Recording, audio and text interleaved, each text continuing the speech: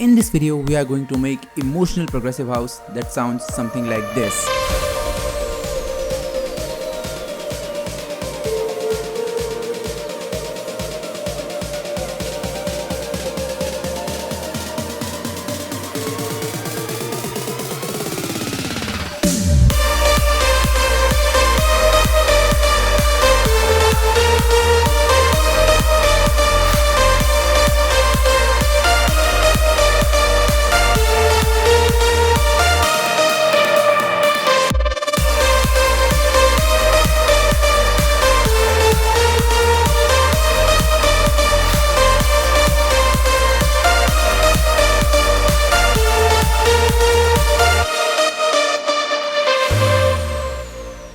Intro.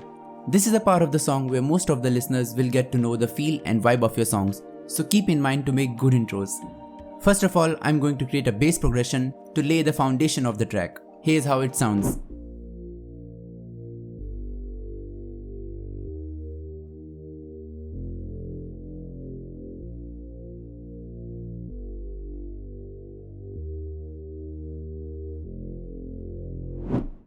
For this bass, I have used a Serum Breeze bass preset, and for the processing, I have used an EQ to cut off the highs from the bass.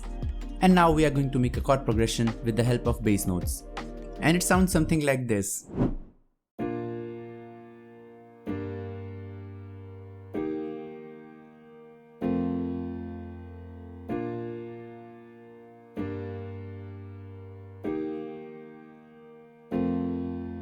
For the piano, I have used two layers, one from the labs and other from the flex. For the processing, I have used an OTT to compress the sound and EQ to shape it. And for the later processing, I have linked both the channels of the pianos to a separate mixer track and added a kickstart to give it a pumping effect. And for the ear candy, I have used a Nexus guitar preset and created a pattern like this.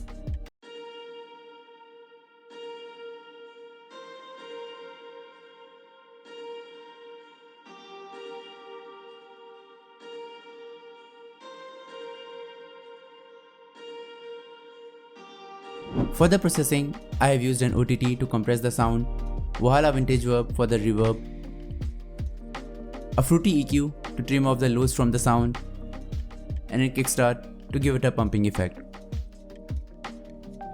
And to fill up the space in the mix and give it that emotional sound, I have used the pads with the same chord progression as of piano.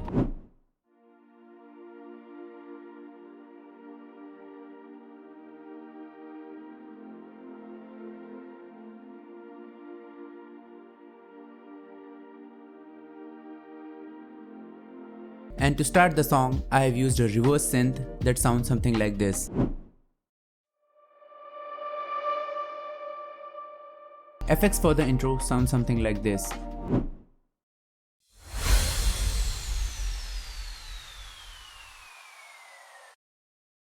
And some loops and ambient samples to fill up the mix.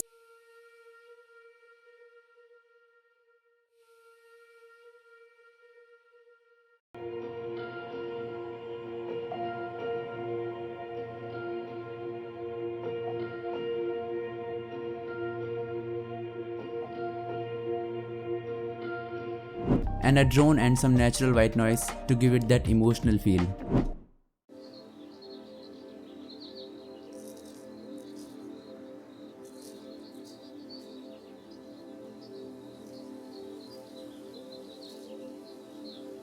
With this, we are done with our intro and we can move towards the verse.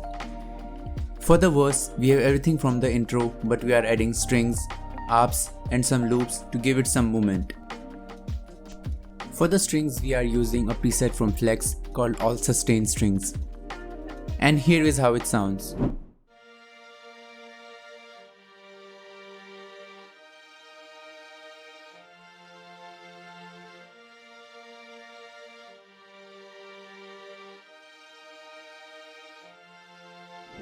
For the processing, we are just trimming off the low end from the strings. For the string arps, we are using staccato strings, and I have panned them completely in the left so they don't clash with the mix and get their space.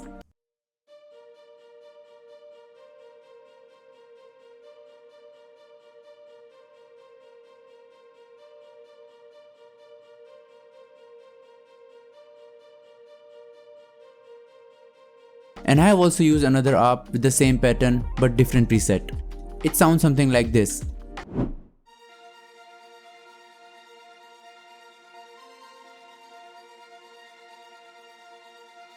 And for the second part of the verse, I have added a soft kick to give it some rhythm and to give some variation to the track. And yeah, for the second part, I have used bass guitar instead of Reese bass.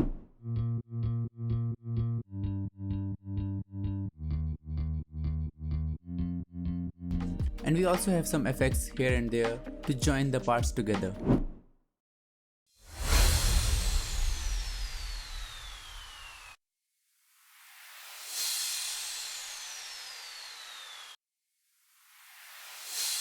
And for the next section, we are going to introduce the drop leads along with the festival claps to the listeners, and it sounds something like this. And yeah, don't worry, I will teach you how I made the leads in the next session.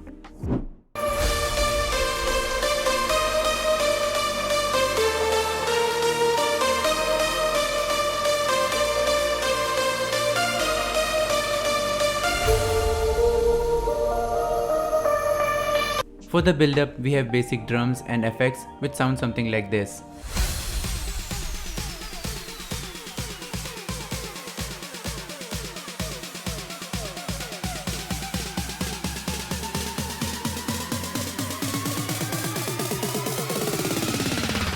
And we are also introducing the leads with the filter.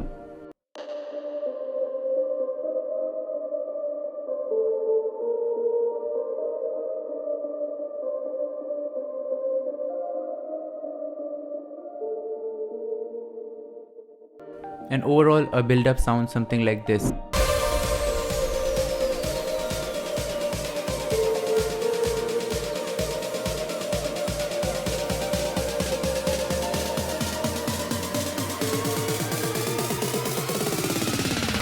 For the drop, we are going to use 4 on the floor drum pattern, which is typical for progressive house. You can experiment with it, but I'm going to keep it simple.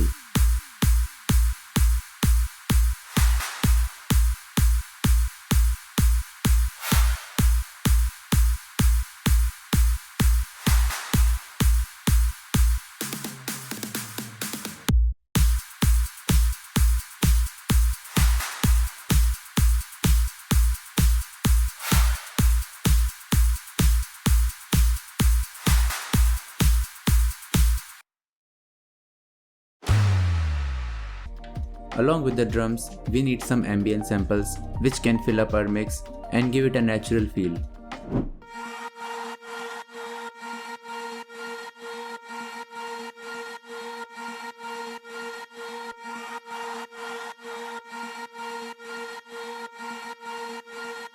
To give your track a unique character, you can use your own ambient samples like I have created mine.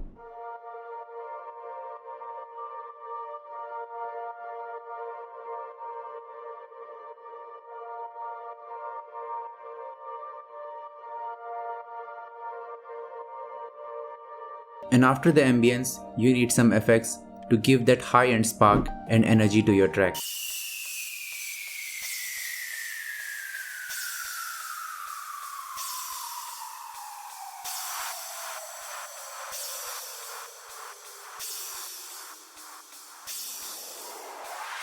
And in the second part of the drop, use a riser to build the tension and let the listeners know that the drop is going to end.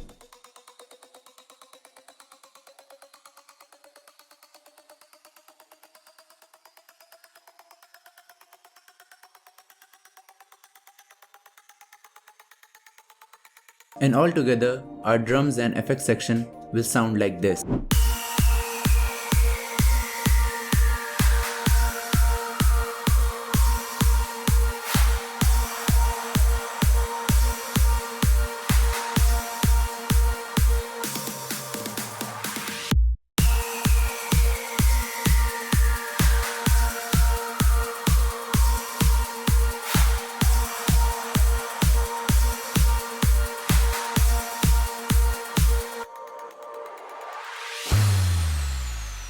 For the leads, I am going to layer a lot of sounds together so that after processing it, I can get a huge sound.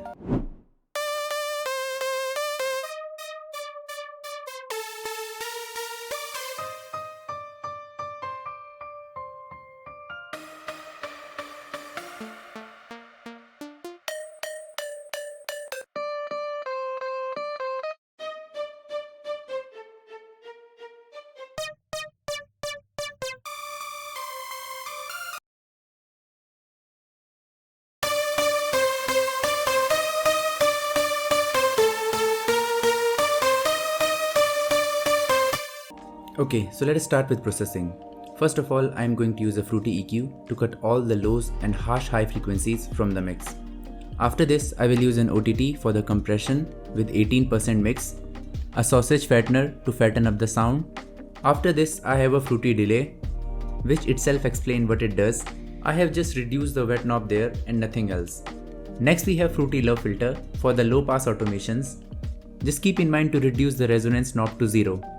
Now here comes the most important thing, the fruity peak controller, which I am using to control the reverb of the leads. For this, first of all go to your reverb plugin, then click on link to controller, then here select the peak controller and set the mapping formula to invert it and then accept it, and you are done with it. Now you can just play around with the knobs at the peak controller and you can adjust your reverb.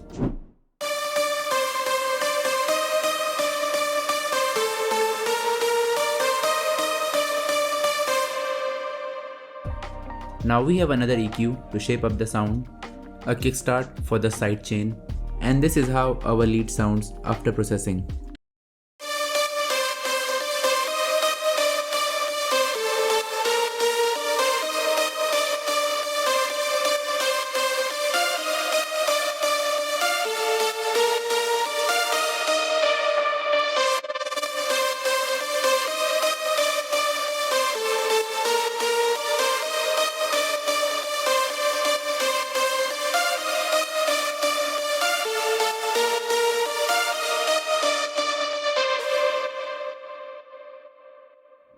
There is a shuttering volume automation in between, and to make it you just have to click on your volume balance automation clip, right click on it, choose wave. Now drag in between 2 points until you get your desired results. Next we have drop synth piano, and for this too I have 3 different layers.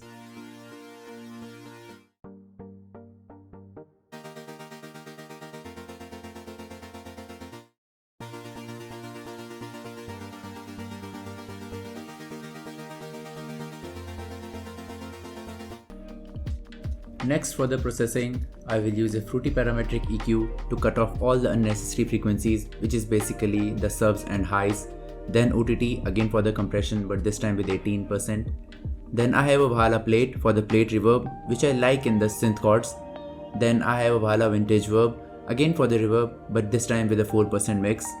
Then I have fruity EQ to dump down few frequencies, which I don't want them to clash with the leads. Then after this I have a kickstart 2 for the sidechain, a wider to push the chords at the sides, and a fruity low filter for the low pass automations. And this is how our chords will sound after processing.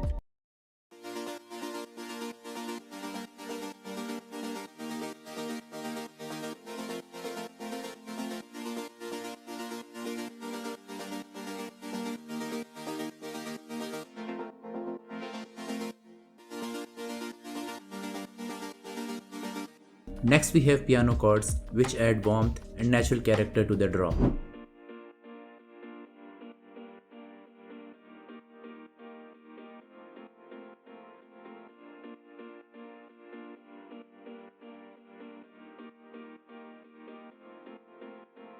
Next we have a sub bass, which without processing sounds like this.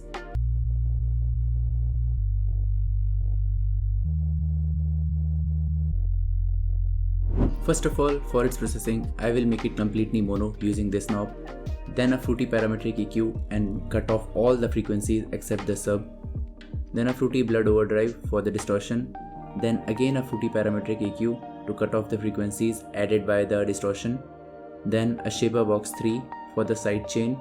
I'm using shaper box 3 for sidechain because it gives me more precise control over the sidechain curve rather than using a kickstart. Then again I have a fruity parametric EQ just in case if there are other frequencies also present there. After all the processing, our sub bass will sound like this.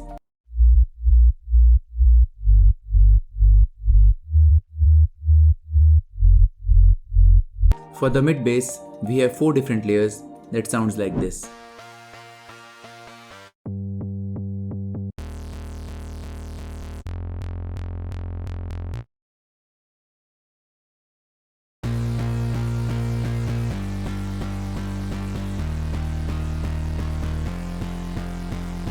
For the processing, we will use a fruity parametric EQ and remove all the unnecessary frequencies which we don't need in the mid bass. Then an OTT for the compression, just a little bit, camel crusher for the distortion, an effector for the Vox effect, a fruity blood overdrive for the distortion, a stereo enhancer, a fruity parametric EQ again to remove the frequencies added by the above plugin, then fruity balance to control the volume, a Kickstart 2 for the sidechain, then the patcher, the magic plugin which I love the most. First of all, you can go here and presets and you can see mid-side EQ. Then go to the side one and remove all the frequencies between up to 100 or 200 Hz. Then go to mid one and remove the higher frequencies. This will give you a very clean mid bass. After all the processing, our mid bass will sound like this.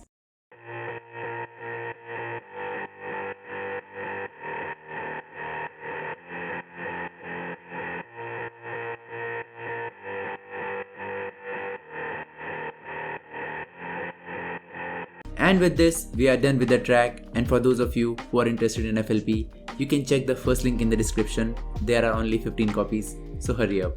And yeah, make sure to subscribe the channel, like the video and share it with your one producer friend. And I'll see you next Friday with another tutorial.